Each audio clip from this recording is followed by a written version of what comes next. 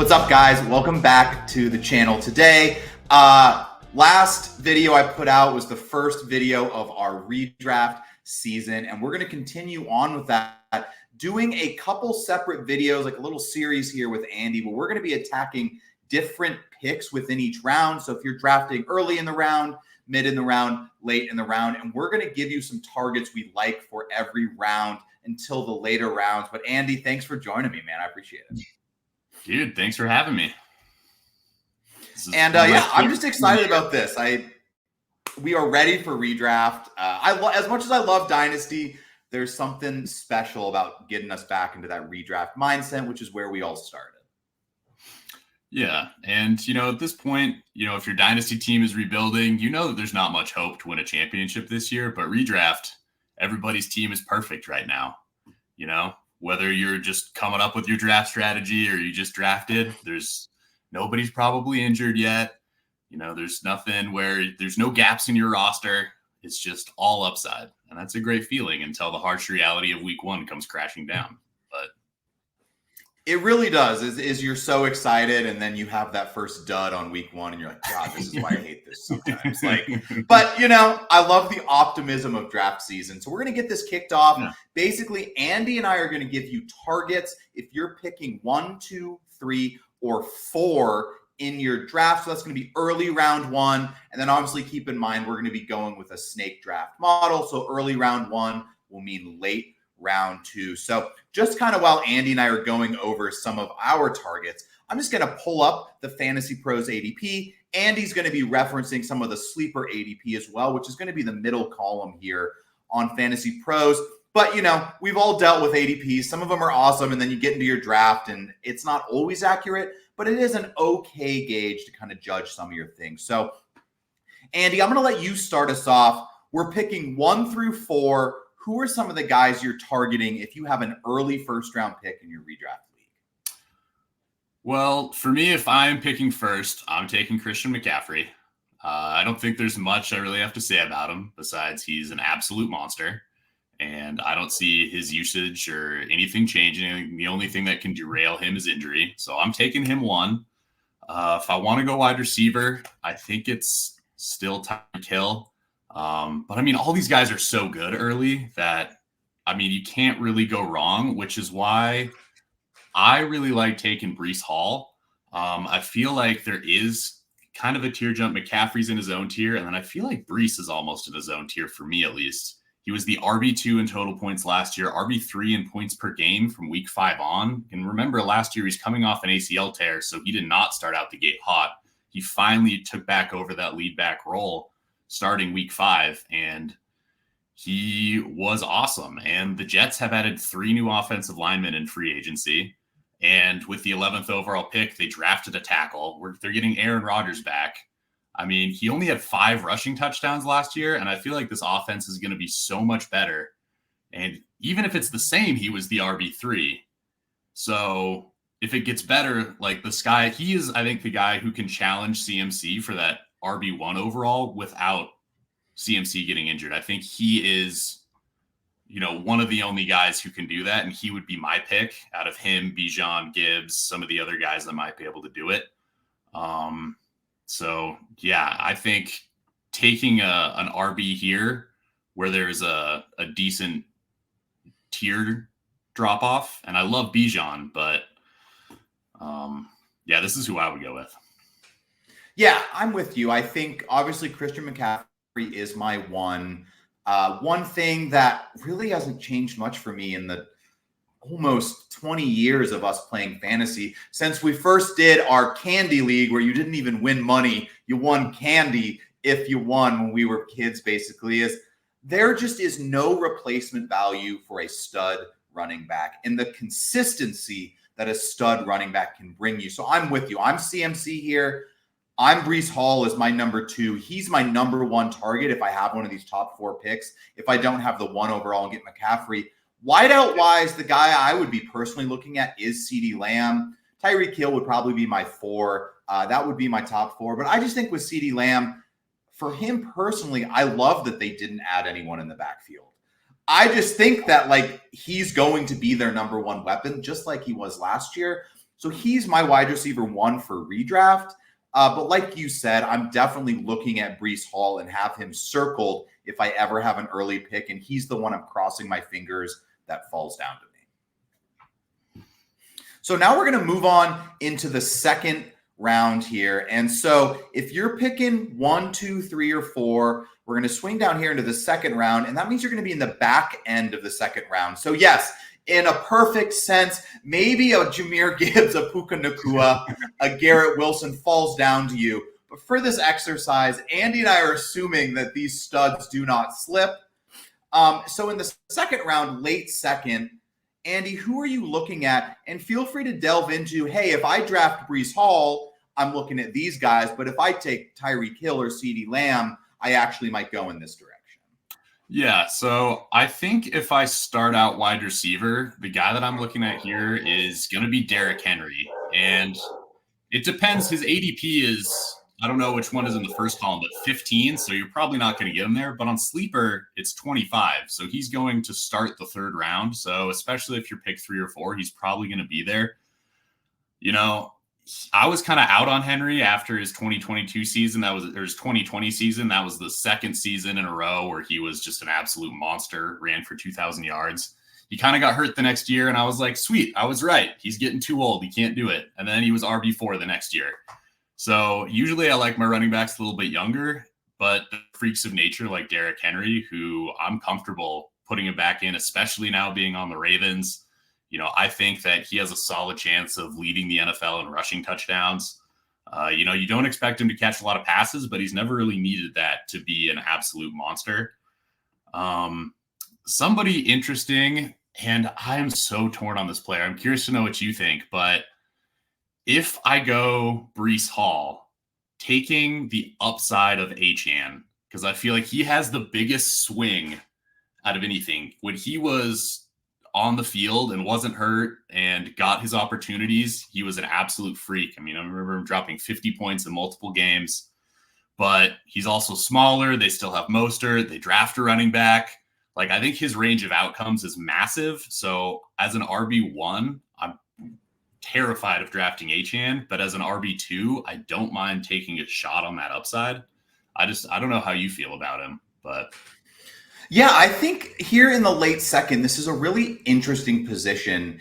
And I think the first thing that comes to mind is Henry is the first guy in my mind that I really love at this place in a draft, especially if you go wide receiver. But even if I do get someone like Breece Hall, I just really like the upside that Henry has.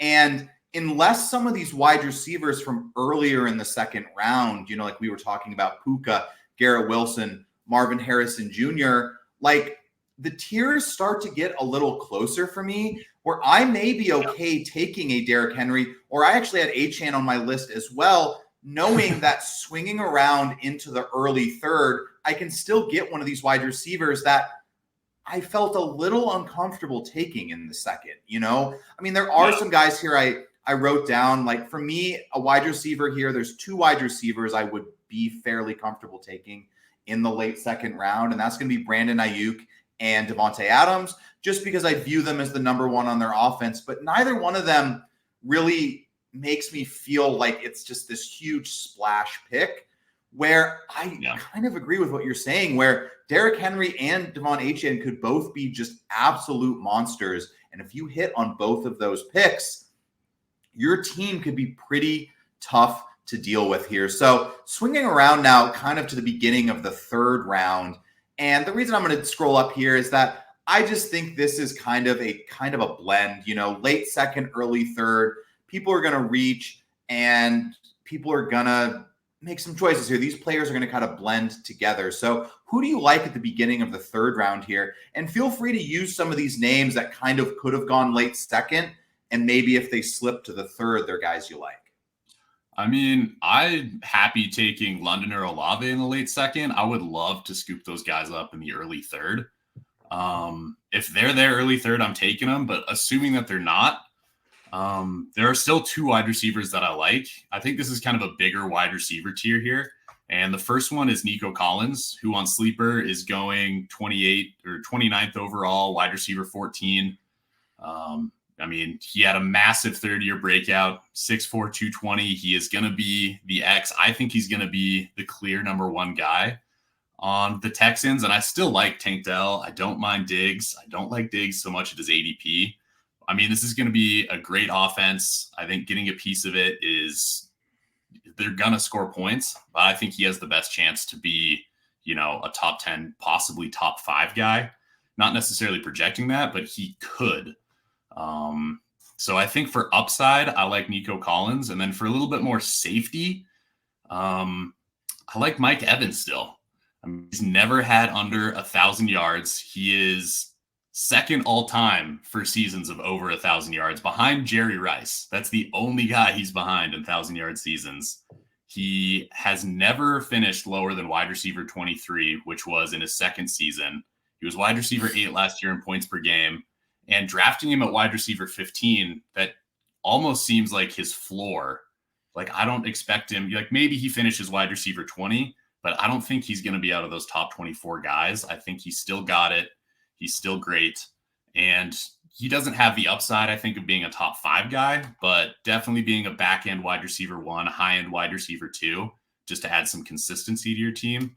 I don't mind taking him in the early third at all. Yeah, and just to kind of touch on what Andy said, I love Drake London there in the late second as well. Him and I both tend to play most of our leagues on Sleeper and mock draft on Sleeper. And just looking at the Fantasy Pros ADP here, I realize they have him in 23 here, but anytime I've done a mock draft with an early first-round pick, Drake London is never there. Yeah. And I would love to take him because he is that upside wide receiver we were kind of hypothetically speaking about with our late second-round pick. But just to mimic what Andy said, the first guy I had on my list for early third-round pick here was Nico Collins. I think that's a great pick. I think he's a guy that can have those wide receiver 1 weeks. Now, he may have some down weeks as well just because they have a lot of talent on the team, but that's what you're getting in the third round. And also with Mike Evans, what Andy was saying, I didn't actually have him on my list. But if you're going with the build that Andy was kind of talking about, let's say you take Breece Hall, then you get Devon Achane. Mike Evans might be the perfect floor to match Achane's ceiling. I think that's a good balance if you're doing more of a team building exercise.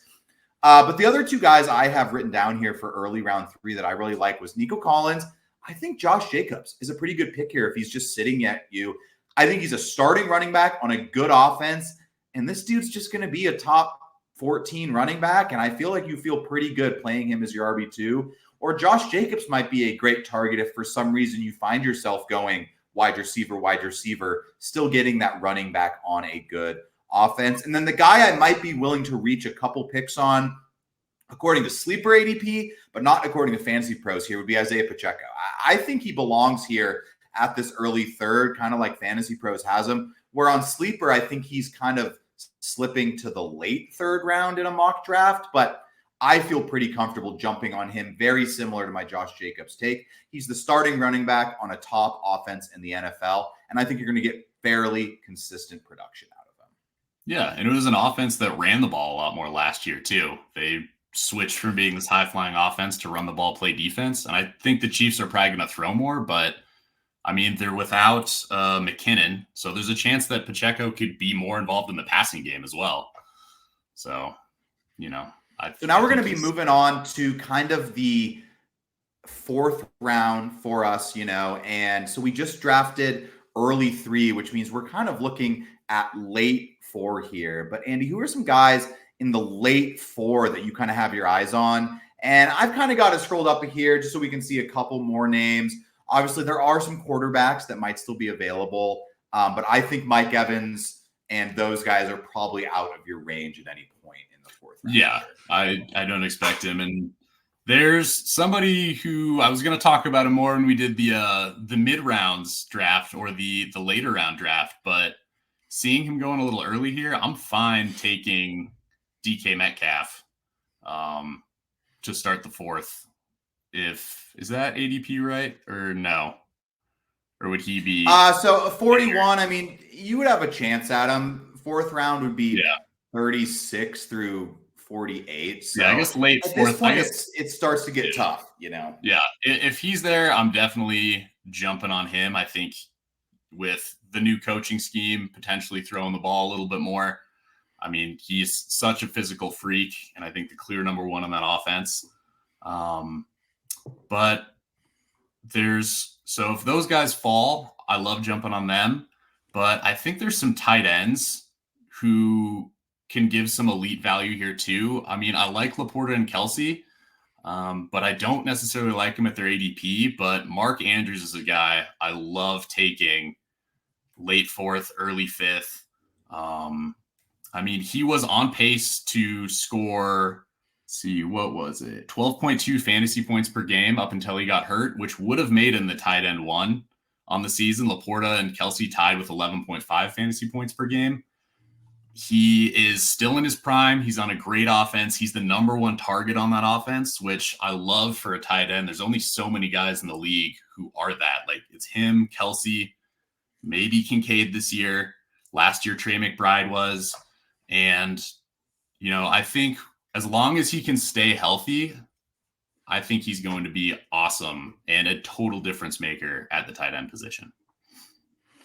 Yeah, so for me, round 4 here, my 2 favorite targets aren't actually on this ADP for Fantasy Pros, and that's going to be Tank Dell and George Pickens. For me, I love the upside of these wide receivers. Now, just looking at the Fantasy Pros ADP here, I also would throw in Devonta Smith into that group.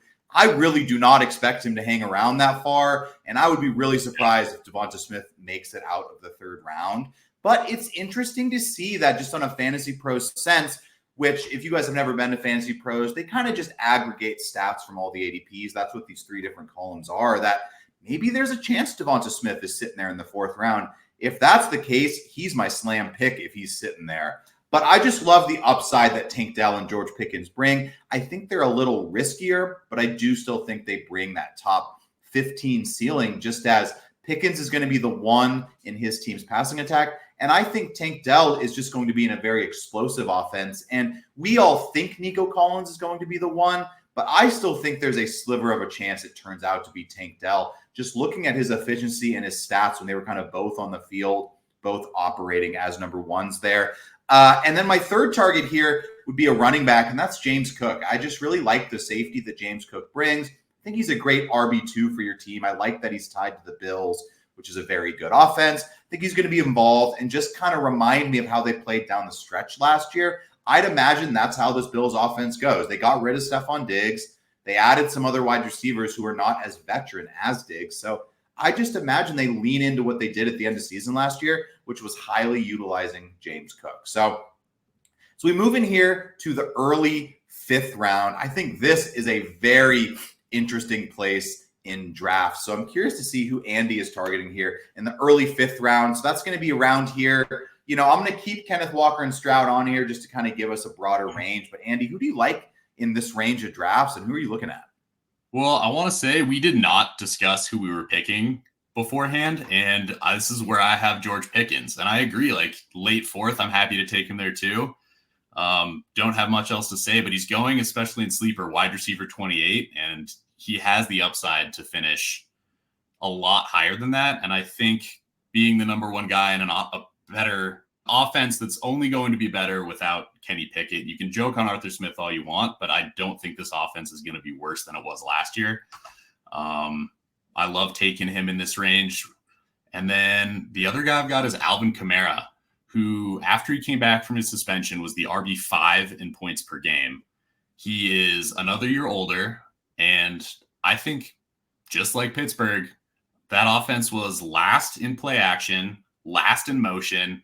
They've got a new offensive coordinator who plans on using that a little bit more. So I don't think they're going to be a great offense, but if he's RB5 on a bad offense, I think he could still have a great season. There's also Kendre Miller has been injured in camp again. The coach had only awful things to say about him, which kind of a dick move from the coach, but great for Alvin Kamara. Getting him this late in a draft, I think, is kind of a steal. Yeah, I mean, it's only last year we have to go to where Alvin Kamara was a top 10 running back in a points per game sense. And he actually may have even finished as an RB1, even with the suspension, I'm pretty sure, without double checking those stats. But for me in round 5 here, I think this is a really interesting situation with the build we're going to out of this 1 through 4 slot, if you were able to secure 4 really good position players in your first 4 rounds, let's say you got Breece Hall, Derrick Henry, Nico Collins, George Pickens or something, I would feel pretty good about all my starters. And I think I might turn to tight end here in round 5. And I'm going to list 3 off. You talked about them in round 4, but with this being the turn, I think one of them could still be left. That's going to be Dalton Kincaid, Mark Andrews, and Trey McBride. I really like all 3 of those guys in this range, and I would be happy to take any 3 of them if I loaded up at 4 guys I really like in the first 4 rounds, especially with one of those guys being a Breece Hall or a CeeDee Lamb or something. The other guys I have on my list for round 5 here, if we're not going to go tight end, let's say none of the tight ends have gone or something, and you don't want to be the first one to take one, or all of these guys have gone, and you would rather go position here. I think Kenneth Walker is a good pick. Sleeper has him later than Fantasy Pros does, so I'm not counting on him being here. But it really depends. Sometimes drafts go really wide receiver heavy and some of these running backs fall. And then my value pick for wide receiver in round 5. And I am realizing this may be such a reach because he's not even on the screen right now. But I think Christian Kirk would be a great round 5 wide receiver to load up as just your flex wide receiver. Maybe he's your wide receiver too if you've gone a lot more RB heavy. But I just think when Christian Kirk's on the field, he's a very consistent guy. And those tend to be players I like to rely on in some of my positions just to get some consistent production out of them. So I don't know. How do you feel about those players in round 5? No, I love all those tight ends there. I think they have the upside that guys like Laporta and Kelsey have, but you're getting 2 to 3 rounds later where then you can load up on much better wide receivers and running backs than some of the guys in this tier. And I think have just a better overall team. So yeah, I'm usually targeting a tight end at that 4 or 5 turn if somebody's there. Now going to round 6, if I didn't grab a tight end, those guys are gone, whatever, there is still somebody I like. And I think this is where the biggest teardrop is, and that's Evan Ingram. He was Mr. Consistency last year. Didn't have any massive games, but didn't have any bad games as well. They lost Calvin Ridley. They added a first-round pick in Brian Thomas. But I still think Ingram will be a major part of this offense, especially as Brian Thomas gets acclimated to the league. So I think he is kind of the last guy that has both a high upside and a high floor before it really breaks off. So I'm fine taking him at the end of round 6. Obviously, if certain guys fall, I'm jumping on those position players, but I'm expecting him not to be there.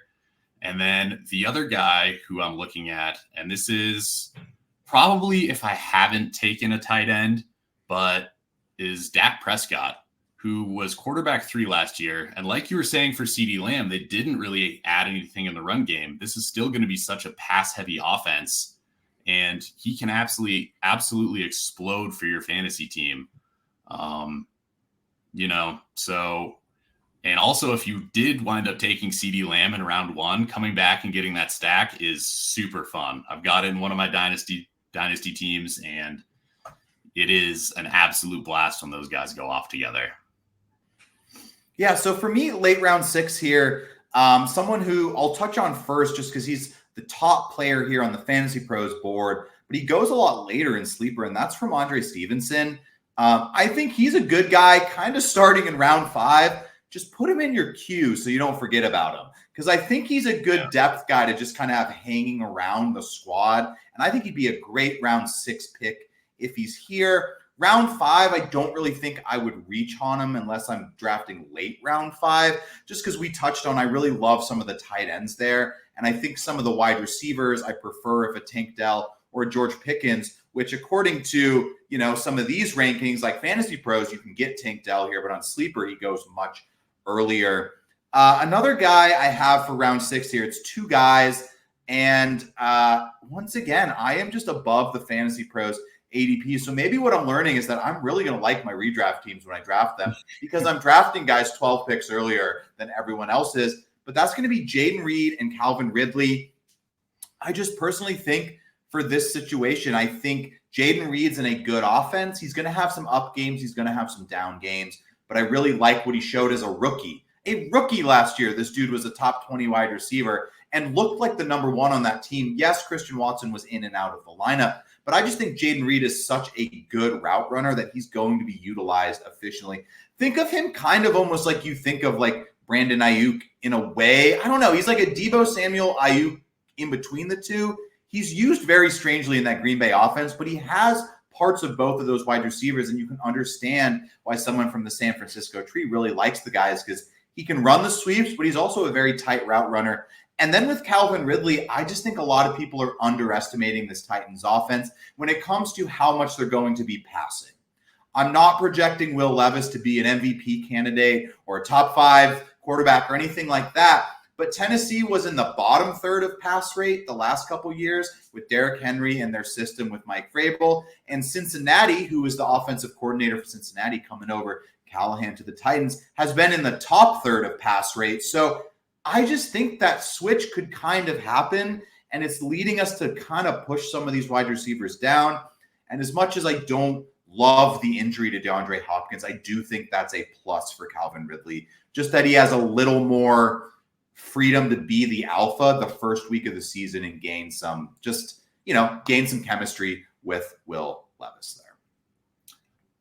Yeah. And I mean, moving into round 7, which is right after that round 6 turn, once again, Calvin Ridley is one of the guys that I'm targeting there too, for pretty much the same reasons you said. I mean, he's going off the board wide receiver 39.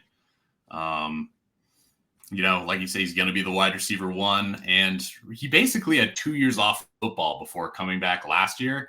And he still showed flashes of that guy he was in Atlanta. He wasn't quite as consistent as he was then, but with a whole nother year in the game and being that number 1, I think, taking him here as your wide receiver 3 is an awesome place to be. I think he's a very high upside flex play. And then the other guy I like here is Zamir White. Not a sexy pick. He's ADP 77, the 24th running back coming off the board. But, I don't think he's going to be an RB1. I don't think that upside's in him.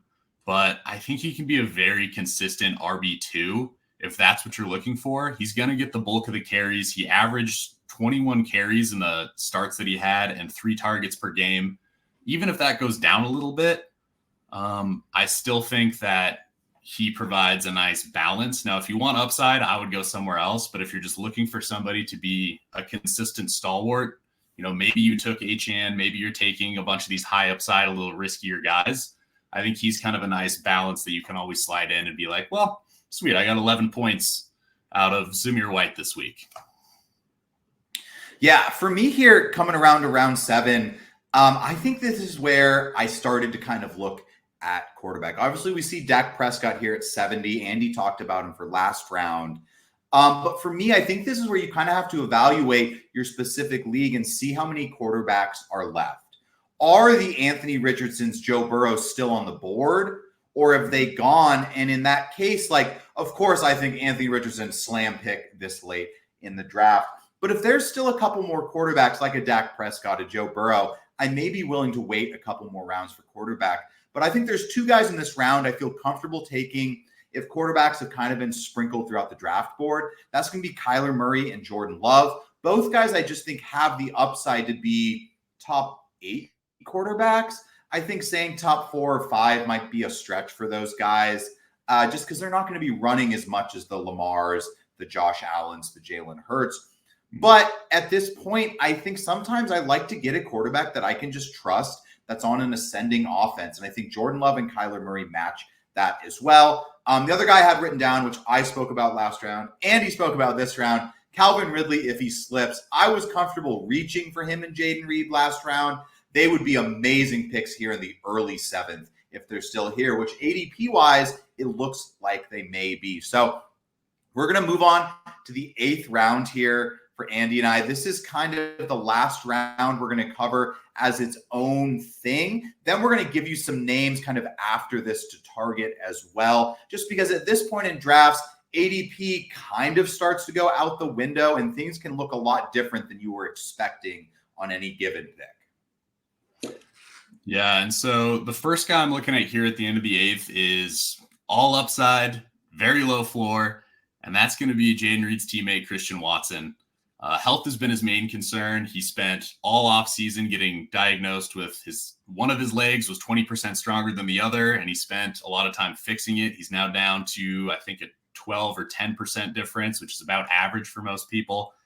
And if he can stay healthy, when he was on the field, he led the team in targets. He led the team in red zone targets.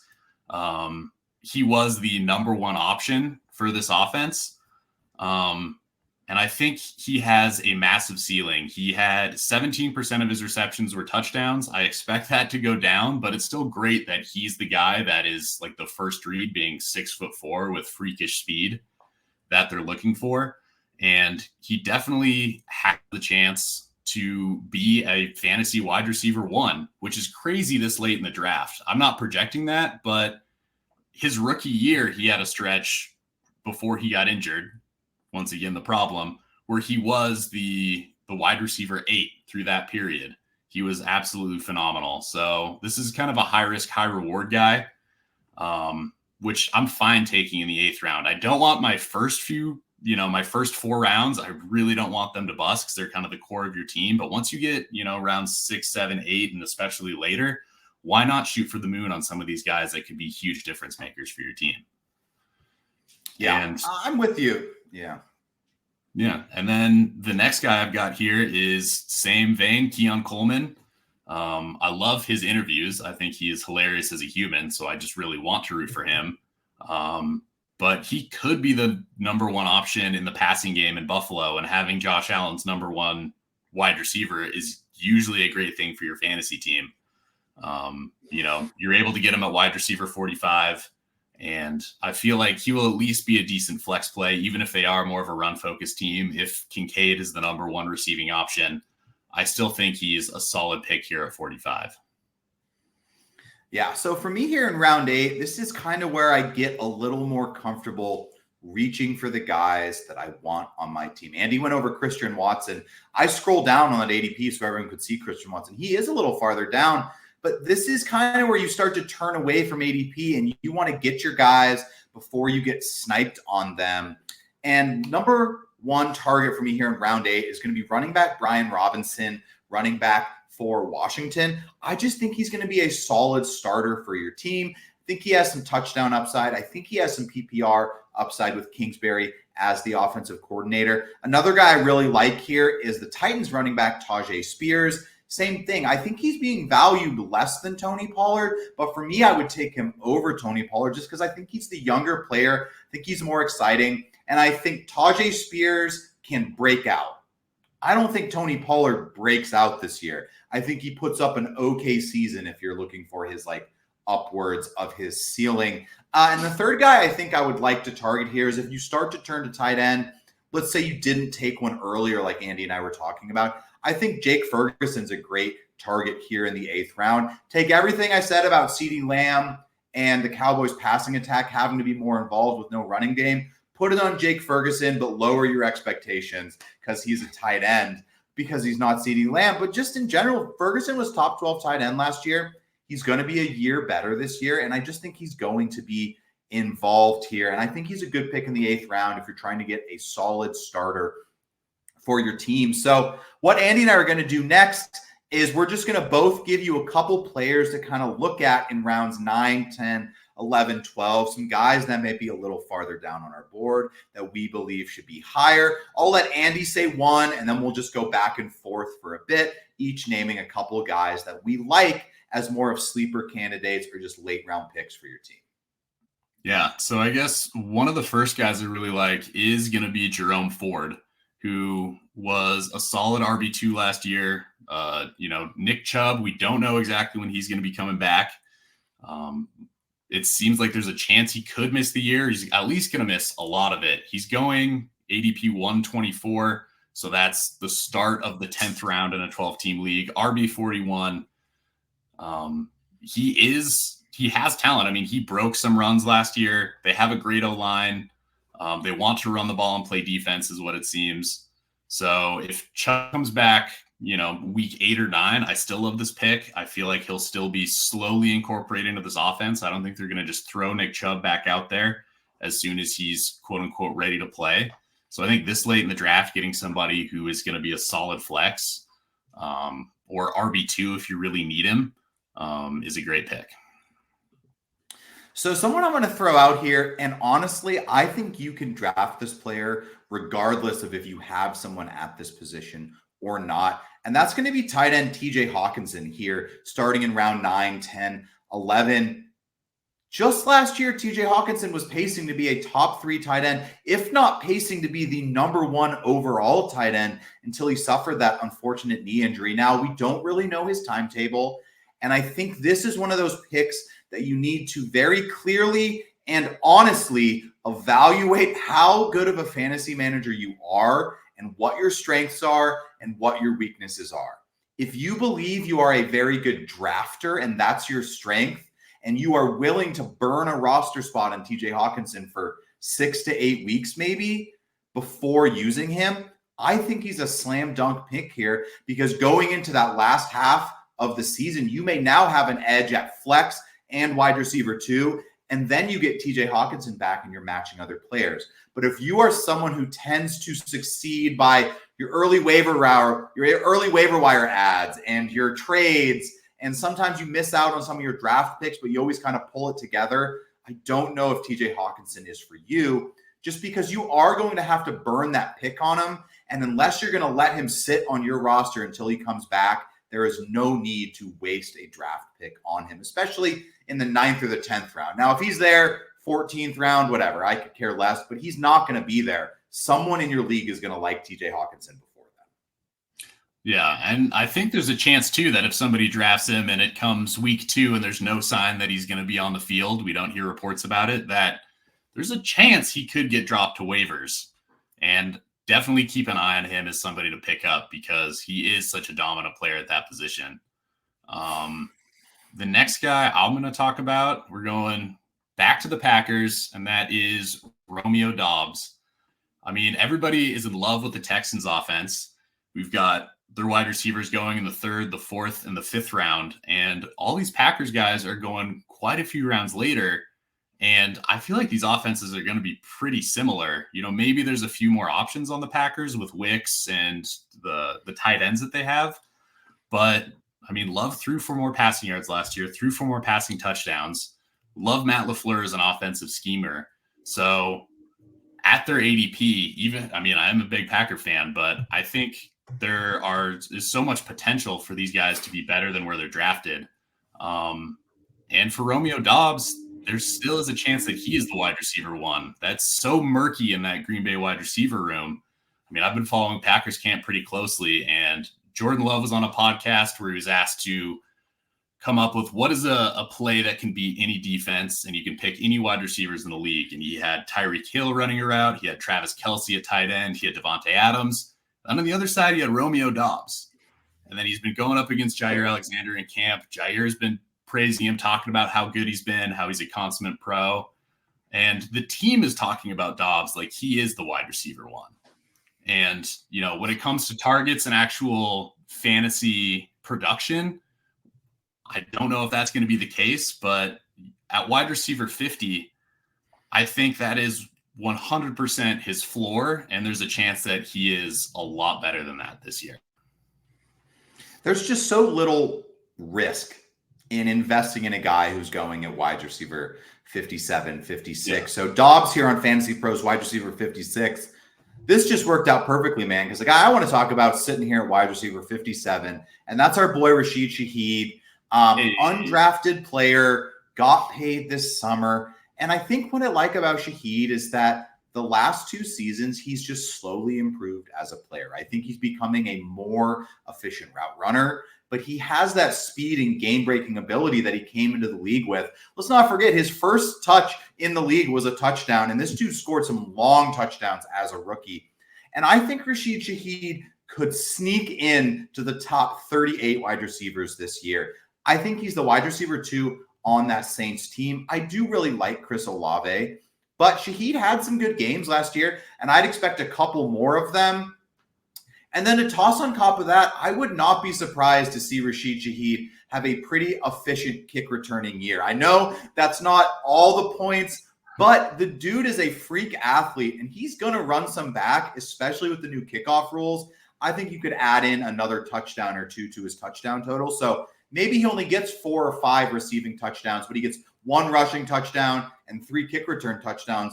All of a sudden, at the end of the year, you're looking up and Rashid Shaheed has 8 or 9 touchdowns, and he's snuck into wide receiver 35, and you're picking him here at 142 overall, wide receiver 57. So, Andy, let's give us one more target you'll like later in drafts, and I'll do the same, and then we can wrap this video up.